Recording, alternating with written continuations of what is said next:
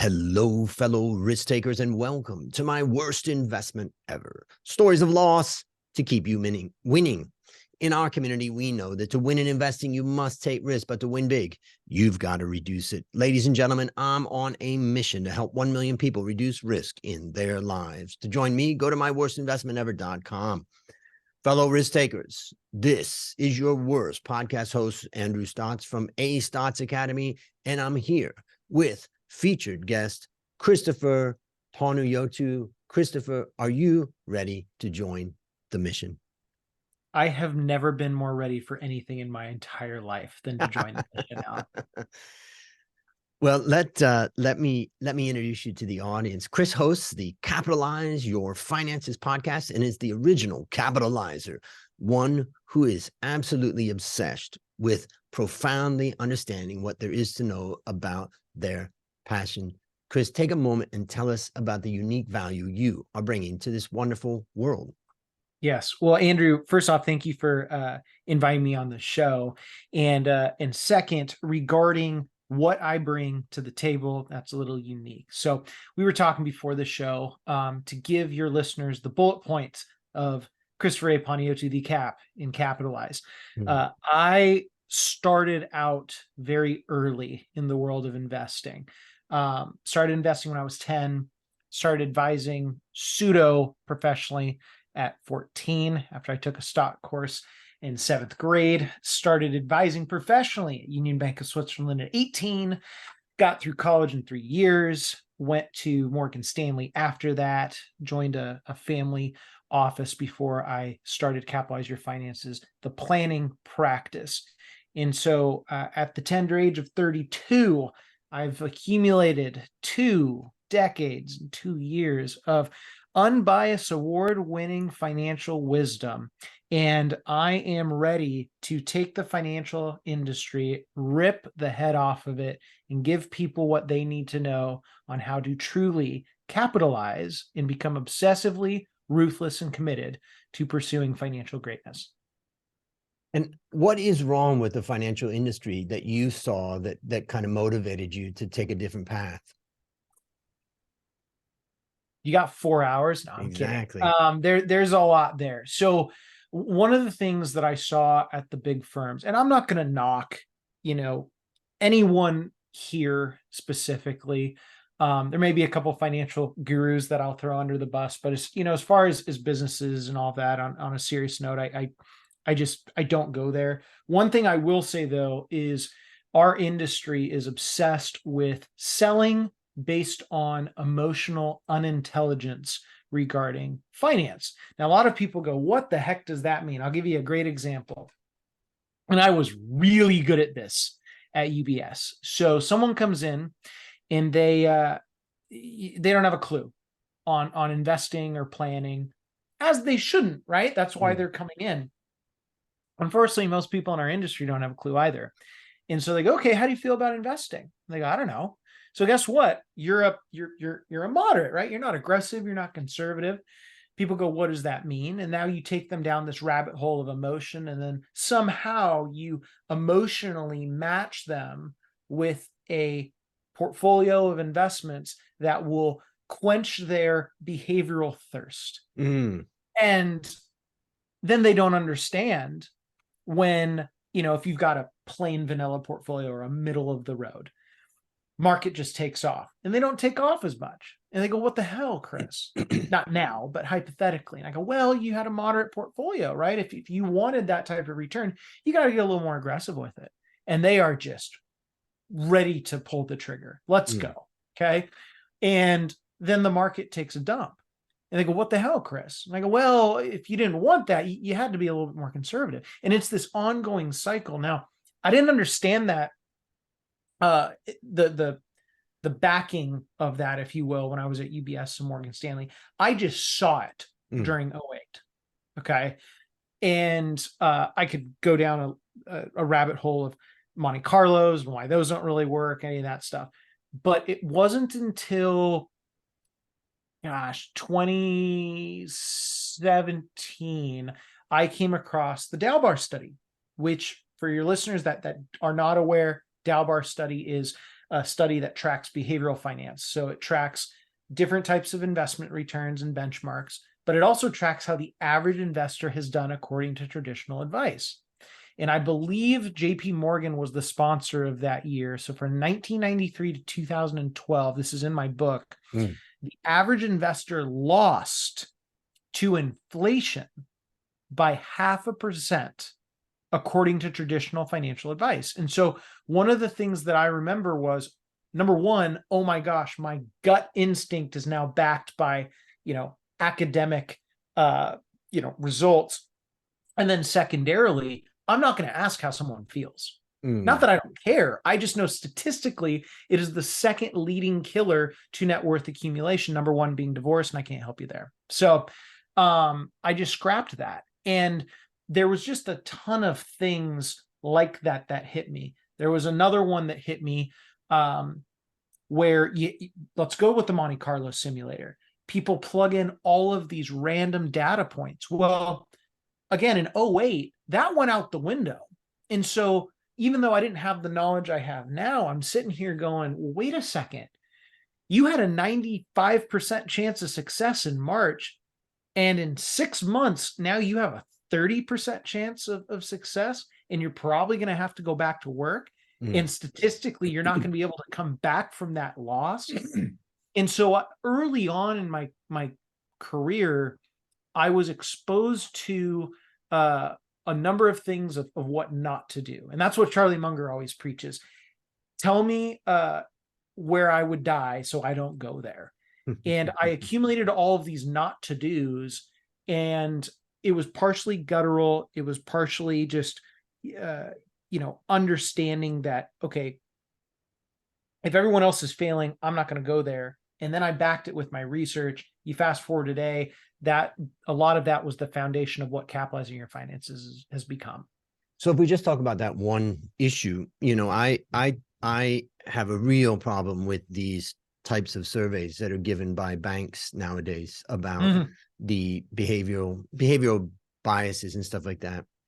And I would say that those things originated as ways to help clients, and now they are ways to protect the banks and the advisors, because you can say, look, you sign up for that. Right. So it's all about legal liability. Yes. So if I was an individual and I went to a bank and they presented that to me, I would refuse to sign it.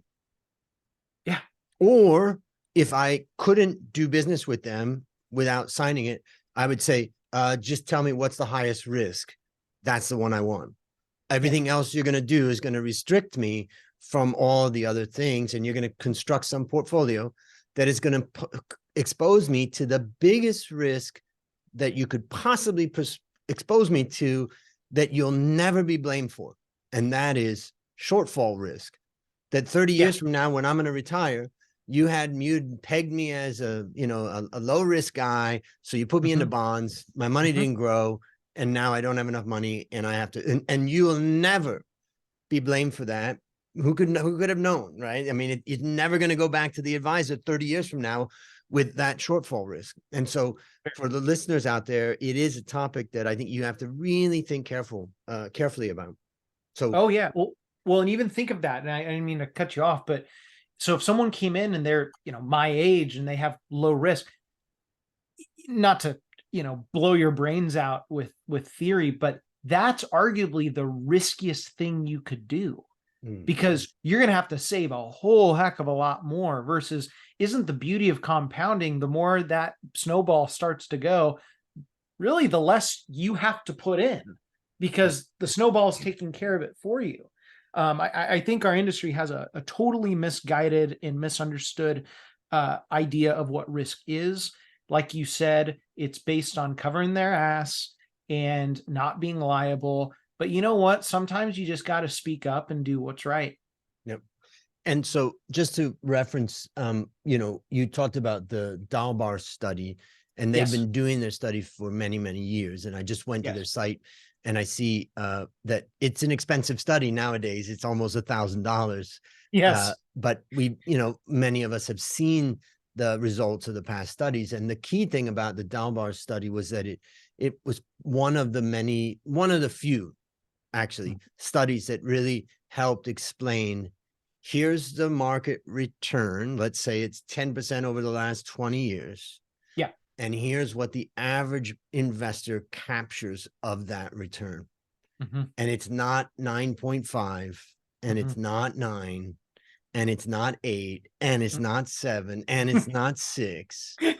You're talking about the average investor is capturing a tiny proportion of that 10% upside. And this is the reason why people like John Bogle in the past talked about the idea of, if you just bought an index fund and stayed in it and contributed to it, you'd capture most of that. But for many different reasons related to the financial industry, you end up not capturing that for fees, transactions, bad advice, bad timing on your own part, where you're buying high and you're selling low. So that's also, an important study and important information for people to understand. So great point there. Thank you. Well, and one point even too about Dalbar, and it's interesting. The more I go on in my career, the more I understand that I'm gaining knowledge to necessarily, or not necessarily call myself a master, but I'm turning the corner at my craft. But I also feel like I'm becoming more and more of a student. So, even the Dalbar study, that same one, I'm just going to use that because it's off the top of my dome. I remember reading that and I go, okay, the S&P 500 earned 8.5% net of, or not including dividends. So probably 10%, what you said. Okay, inflation historically during that time was 2.5%, right around average. And the one thing that was interesting, even on bonds, was I think from 93 to 2012, the average bond investor would have earned, I think it was like 6 or 6.3, something like that. And I remember looking at that going, that's right, but that's not right, because you're taking it out of historical context. And my whole point is unfortunately, the world of money, it is complex. And as much as I try obsessively to commit it down to a watered down, simplistic formula and way of understanding, whether it's in my book or my podcast or my course coming out, or even to my clients, it's always evolving. And the second you take your eye off of that, you're going to get screwed. Because think about it. Anyone that reads that study, that takes it for face value, they'll go, oh, I'm going to earn 6.3% over the next 20 years in a bond. Are you kidding me? Yeah. No way. So, for the listeners and the viewers out there, I'm going to have links to your podcast. I'm also going to have links to your book, Capitalize Your Finances, the how-to financial framework that takes you from compoundingly clueless to monetarily magnificent. So I appreciate all that you've done there. And of course, as you mentioned, you're going to have your course coming out, which is exciting. But now it's time to share your worst investment ever. And since no one goes into their worst investment thinking it will be, tell us a bit about the circumstances leading up to it, and then tell us your story. Yes. So I was thinking about this last night before we came on. And technically, there's 3 that I have a tie for. The first one I'm going to throw out is Ford. Now, I'm a patriot, right? Like, love my country. Just so happens that the stock was lackluster. And I can tell you why it was my worst investment at the time. Number one, I bought it purely because Alan Mulally, who was the CEO of Boeing, basically, saved them and gave them the amazing reputation that it had before it went to hell. He left, came to Ford, celebrity CEO, and to his credit, he did turn it around, and I hung on for too long. And then they hired from within, or promoted from within after he left. And there was just so much about it. But the thing that really was the main takeaway is never invest in a company because of a celebrity CEO, founder, CFO, etc. Also, that was my taste of cyclical business, and I'm not saying businesses don't have cycles, but let's face it, how often do you buy a car? I learned that very quickly, and in the car industry, there's 7 years of bull and 3 years of bear. And looking back on it, I bought at the top of the seventh, my friend, and that wasn't smart, and I was suckered into, excuse me, a high dividend.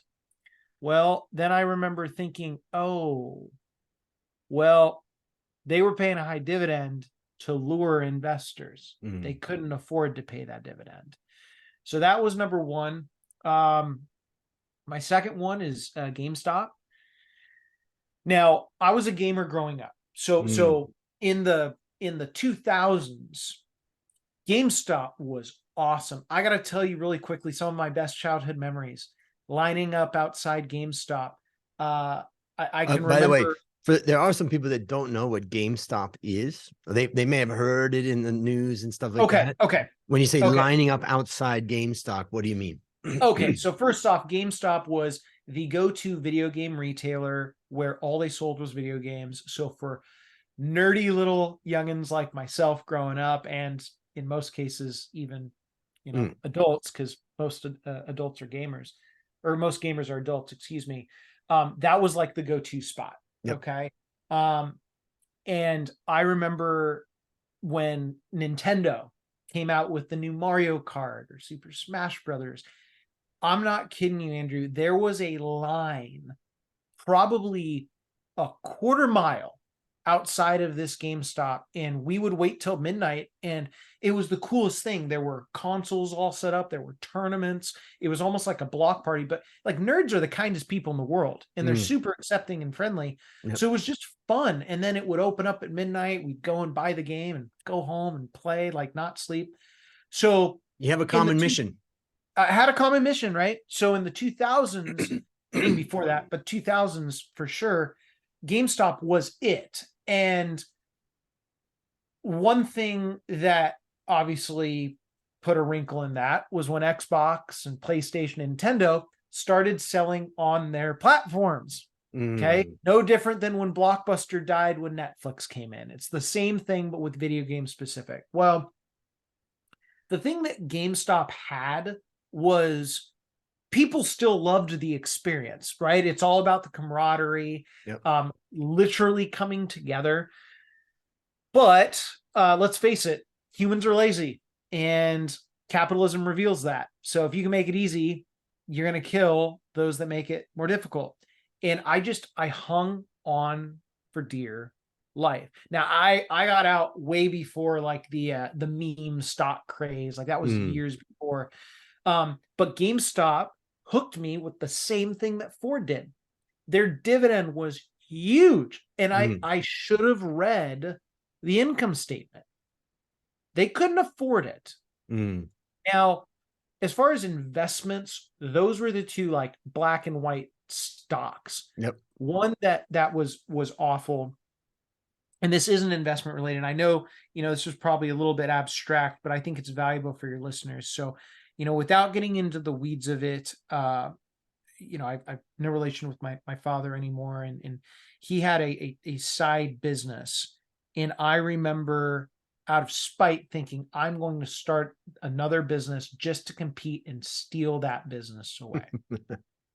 And that lasted about, and my assistant could quote me better on this because she was with me through the thick of it, probably 6 or 7 months. And I remember I had this epiphany. I woke up and I thought to myself, if I keep doing this, I am no different than the man that I despise. And I remember I called my teammate, my assistant Betty, and we got to the office early, and I just looked her in the eye and I apologized. I go, hey, I know I can do better. And I'm telling you this story because, the stocks are one thing, but you're going to get kicked in the teeth. Your listeners, I don't know what's going to happen in your lives, but you're going to have a moment where someone that you trust, you love, you care about, they are going to make sure that you lose any bit of trust that you had in them. And you have a choice at that point. You can match that and dance with the devil, or you can take it in the chin, take a deep breath, and focus on what is most valuable, which is your family, which is your friends, your clients. Be a steward of their trust and be a steward of the business that you were put on this earth to pursue. Don't try to just steal business out of spite. That was my worst mistake in the world of investing. So let's look. I'm gonna say, okay, there's Ford, there's GameStop, and then there's Spite Dad. Out of those three things, investments that you've done, how would you summarize the lessons that you've learned? How would I summarize the lessons that I've learned? Lesson number 1, when in doubt, read more. Lesson number 2, go with your gut, but verify. Lesson number 3, as early as possible, humble yourself and know that you made a mistake and move on. Yep. Those are my big 3. That's great. Maybe there's a few things I would share. I think the first thing is that to remember that trees don't grow to the sky. And when we get excited about a company or a stock or something like that, we have to look at the whole picture. And there's just so many factors. I mean, it's just what makes capitalism so invigorating and so challenging, is that it's constantly shifting. And that in no stock, very few are stocks that you can hold forever. And therefore there are times that you've got to get out. And I think that's something that many people don't think about. They think about the time that they get in and how it feels to hold that stock, but there are times that you've got to get out. And so that's the first thing. I use stop losses for that brings in the discipline to do that. But for everybody, you got to think about there are times to exit. And then the other point that I would say is that I'm really grateful because my mom and dad, for whatever reasons, I can't explain it, they never broke my trust. And when my dad was in his latest years and I was home visiting my mom and dad, and my dad and I were in the car, I said, "What's your proudest achievement in your life?" He said, "I built a trusting family." And I now realize how hard that is. How hard that is, because we're all driven. He could have at any time gone and done selfish things that would have hurt my mom, that would have hurt our family, that would have hurt me. And then, of course, life happens and, difficulties happen, but one of the things that I've learned from my experience with my mom and dad, but also from my experience with my business partner, because my business partner in my coffee business and my business partner in my finance business, 2 different people, but I've been with one of them for 40 some years practically. And then the other one, 25 years. I can say that neither of them, they never broke my trust. And I now realize the value of trust. And if you're not getting that trust from the relationships that you're in, business or personal, go find it, because without it, it's a very difficult life. And the second part to this, I would say, is that when you find a situation where you're not getting the trust that you need, you've got to just walk away and go get it somewhere else. And sometimes it means we got to walk away from friends, from people we've known for a long time, from family members, from whatever. But at some point and then walk away, and then you'll value the trusting relationships that you build, and then bring that trust into the relationships that you build and the businesses that you build. And then you will have stopped the cycle of, that type of pain that happens in a family or a business or relationships. Anything you would add to that? I think it's an interesting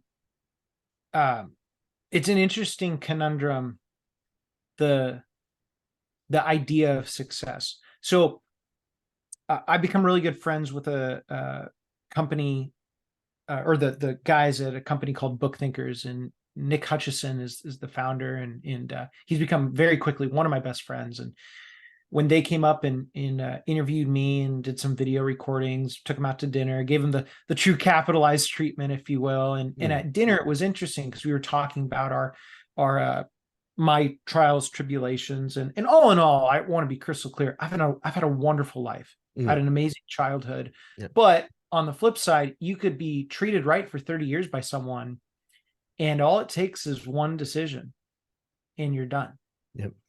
And Nick had kind of a similar conversation that we had right now, or circumstance that you've had, Andrew, and the fact that he goes, man, like, one of my biggest struggles is I haven't had a struggle like that. Like my parents are great. I have a great family, right? Everyone loves each other. We're all blah, blah, blah. And I go, well, that in and of itself is a struggle, right? Because you're compounding that everything is sunshine and rainbows. And the second something bad happens, you're going to feel that a lot more than someone like me. I've had the shit kicked out of me more than enough, right? So for me, it's just another day in the life when it happens. And you, like I was explaining to my counselor, you become increasingly less tolerant of BS. And I also told him, I go, when you have kids, you're going to understand that pretty quickly. But, on the success side of things, I can tell you professionally, my life started to really take off after everything happened negatively in my family. And so, I didn't imagine in my wildest dreams I would have what I have at 32. And I can feel the snowball just taking off. But in a lot of ways, I wouldn't wish that for the world. And so I told Nick, and I would tell your listeners, be really careful when you say, man, I want to be successful, because, in a lot of ways, it's an amazing gift, especially financially, right? We all understand that, but you need to be aware of the curses that come along with that. And no one talks about that. Except on my worst investment ever. That's where we talk about the things. Yes, that's true. The key word for this podcast is authenticity. Yes. So based upon what you learned from these stories and what you continue to learn, what would be one action you'd recommend our listeners take to avoid suffering the same fate? Well, the first one that comes to my mind, which is super cliche, surround yourself with amazing people. To take that a step further, I'm really fortunate to have Guy Spear coming on my show in September. I've become good buddies with Gautam Bade and William Green. And, in that group, indirectly, Monish Pabrai, who's the one that I'm still working on. Monish, if you're listening, I'll meet you someday. He said something in a seminar that hit me very hard, and it comes across as ruthless, but it's just very practical. He always asks himself after he meets someone initially. Who is this you're talking to? Monish Pabrai. Okay, got it. Yep. Monish Pabrai. Okay. And he always asks himself, and all of these people are friends. Yep. If he ever wants to see this person again. And if not, then he just doesn't. And I took it a step further, and I've looked at a lot of people that I have in my life. And I ask myself, okay, let's assume that I don't see this person for a year. And after a year, nothing in my life has changed other than that person's gone. Okay. And if nothing has changed and my life is the exact same without that person there in a year, that kind of proves to me they don't need to be here, period. Right. So why bother? And we live in a world today which is really soft in the fact that people will go, wow, that's really offensive. Well, guess what? Those people that are saying that, you probably don't want them in your life to begin with, because the ones that understand where you're coming from, those are the ones that you're going to want to stick around. So not only surround yourself with brilliant people and people that I don't want to say are better than you, because that sounds self-deprecating, but level up with the people in your life. Now, that doesn't mean that if you're doing better than all of your friends financially or in some aspect of of life, you just cut all those people out. But have a mental checklist of, because I'm sure your listeners have a mental checklist of investments, of how to invest, right? Take that into everyday life with the people. And if you get down to question number 48 and it doesn't work, you're out. Yep. Great advice. Great advice. I know in my case, I the way I call that is I protect my mind. Like everybody and every billboard is trying to get in my mind, you know, and that's, and I've got to protect that space and that energy and that time that I have. And so, I'm ruthless in that space. So great advice. What's a resource of yours or any others that you'd recommend for our listeners? Yes. So for those of you looking to follow yours truly, there's a couple ways that you can gain access to me. If you are looking for free content every Monday, head on over to Spotify, type in Capitalize Your Finances, and you will hear my lovely interviews with celebrities from all walks of life where they tell you how to capitalize on your finances if you choose to pursue that career. I also give you up-to-date, top of the line research that yours truly provides. If you are looking for my content in the palm of your hand, head on over to Amazon.com, type in Capitalize Your Finances. It's the book. You can have hardback, paperback, Kindle. We're coming out with audio later this month. If you want to follow me on social media, head on over to Instagram, LinkedIn, or Twitter. You can type in my name, Christopher Panagiotu, or Cap and Capitalize. And lastly, stay tuned because December 1st, we are coming out with Capitalize Your Finances' first ever masterclass where I'm giving you all of the modules, tools, and tricks. I'm even going to show you what I do for clients every single day on how you can truly capitalize your finances to the fullest of your abilities. Holy moly. We're going to have links to all that in the show notes. So for anybody's interested, just click on that and get it. It's a lot of great stuff. So I appreciate that. Last question. What is your number one goal for the next 12 months? Number one goal for the next 12 months, personally, is to be the best dad and husband I can be. Professionally, not only come out with this online course, but set the stage so that I can basically be the Benjamin Graham equivalent on the planning side for generations to come. Exciting. Listeners, there you have it. Another story of loss to keep you winning. Remember, I'm on a mission to help 1 million people reduce risk in their lives. As we conclude, Chris, I want to thank you again for joining our mission. And on behalf of A Stotz Academy, I hereby award you alumni status for turning your worst investment ever into your best teaching moment. Do you have any parting words for the audience? Gosh, thank you so much for having me on. And for your listeners tuning in, thank you for listening to me rant. And as always, keep capitalizing. Amen. And that's a wrap on another great story to help us create, grow, and protect our wealth. Fellow risk takers, let's celebrate that today we added one more person to our mission to help 1 million people reduce risk in their lives. This is your worst podcast host, Andrew Stotz, saying, I'll see you on the upside.